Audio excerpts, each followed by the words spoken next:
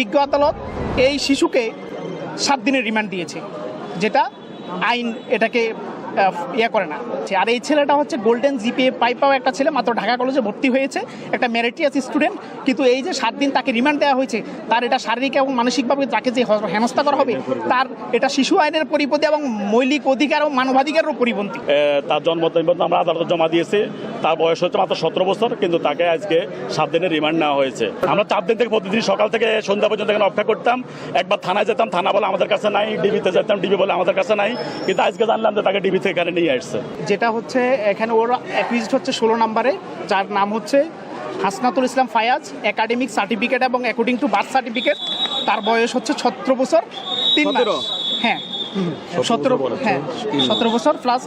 কিন্তু আমরা যেটা একাডেমিক সার্টিফিকেট অনুযায়ী, যেহেতু তার বয়স কম, আমরা বিজ্ঞ আদালতে একটা অ্যাপ্লিকেশন দিয়েছি যে তাকে শিশু আদালতে প্রেরণ করার জন্য এবং রিমান্ড স্থগিত রাখার জন্য বা আমাদের পিটিশনটা নথিভুক্ত করার জন্য। কিন্তু বিজ্ঞ আদালত আমাদের কোনো কথাই শুনলেন না। তিনি এটা যেহেতু তাকে সাসপেক্টেড করা হচ্ছে শিশু একাডেমিক সার্টিফিকেট অনুযায়ী, তাহলে অবশ্যই তিনি এটা পেন্ডিং রাখতে পারতেন, বয়স চাষাবাসের জন্য রাখতে পারতেন। কিন্তু বিজ্ঞ আদালত এই শিশুকে 7 দিনের রিমান্ড দিয়েছে, যেটা আইন এটাকে করে না। তো আমরা এটা একটা যেটা পেয়েছি যে উনি আমাদের যদি পিটিশনটা নথিভুক্ত রাখতে পারতো বা বয়স যাচাই বাছাইয়ের জন্য রাখতে পারতো, তাহলে উনি একটা টাইমে, এটা সার্টেন টাইমে সাসপেক্টটা ক্লিয়ার হয়ে যেতে পারতাম, যেহেতু একাডেমিক সার্টিফিকেট এবং বার্থ সার্টিফিকেট আমাদের আছে। আর এই ছেলেটা হচ্ছে গোল্ডেন জিপিএ পাওয়া একটা ছেলে, মাত্র ঢাকা কলেজে ভর্তি হয়েছে, একটা মেরিটিয়াস স্টুডেন্ট। কিন্তু এই যে 7 দিন তাকে রিমান্ড দেওয়া হয়েছে, তার এটা শারীরিক এবং মানসিকভাবে তাকে যে হেনস্থা করা হবে, তার এটা শিশু আইনের পরিপন্থী এবং মৌলিক অধিকার ও মানবাধিকারেরও পরিপন্থী। তাকে যখনই আন্দোলন শুরু হয়েছে, আমরা তাকে পরিবারের পক্ষ থেকে তাকে সতর্ক করছি যে দেশের যেন ঘর থেকে না বাইর হয়। কারণ আমরা সে এবার গোল্ডেন এ প্লাস পাইছে শামসুল হক খান স্কুল অ্যান্ড কলেজ থেকে, বিজ্ঞান বিভাগ থেকে। সে ঢাকা কলেজে মাত্র ভর্তি হয়েছে। আমরা বললাম তুই এখন এই সময় একাডেমিক কিছু কোর্স তাকে করাচ্ছিলাম, কিন্তু সে কখনো এগুলোর সাথে জড়িত ছিল না। কিন্তু সে বন্ধুবান্ধবরা ছিল, বন্ধুবান্ধব তাকে বিভিন্ন তথ্য ফোনে জানাতো, সে এগুলা বন্ধুবান্ধবদের সাথে কথা বলছে। ওই কথা সূত্র ধরে আমরা জানতে পারছি তাকে 24 তারিখ রাত্রে 10টায় বাসা থেকে তার পিতার বাসা থেকে নিয়ে গেছে।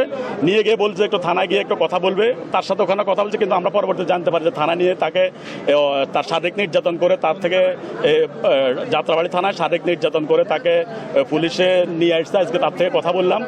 এখন তো তাকে আজকে আবার আমরা শিশু, সে মাত্র তার জন্ম আমরা আদালতে জমা দিয়েছি।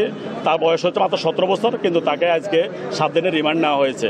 আমরা আদালতের কাছে ন্যায় বিচার প্রত্যাশা করেছিলাম যে শিশু আদালত এটাকে প্রেরণ করে শিশু হিসাবে তাকে নথিভুক্ত করে শিশু আইনে তার বিচার ব্যবস্থা করা হোক, যদি সে প্রকৃত অপরাধী হোক। কিন্তু তাকে 24 তারিখ ধরে আজকে 28 তারিখ, 4 দিন পরে আমরা পরিবার জানি না। আমরা বিভিন্ন থানায় যখন খবর নিচ্ছি, এই থানা বলে ওখানে নাই, এই থানা বলে ওখানে নাই, কিন্তু 4 দিন পরে আজকে তাকে আমরা একটু আগে আমরা প্রতিদিন এখানে আসে দাঁড়ায় থাকতাম। আজকে হঠাৎ করে দেখি যে তাকে এখান থেকে বাইর করছে। সাথে সাথে আমরা আইনজীবী গিয়ে তাকে খুলে আমরা কাগজপত্র সাবমিট করছি, কিন্তু বিজ্ঞ আদালত তাকে 7 দিনের রিমান্ড দিয়েছে। আমরা আদালতের কাছে ন্যায় বিচার প্রত্যাশা করছি। ধরছে যাত্রাবাড়ি থানা, ধরে পরে আমরা পরে জানতে পারছি তাকে ডিবিতে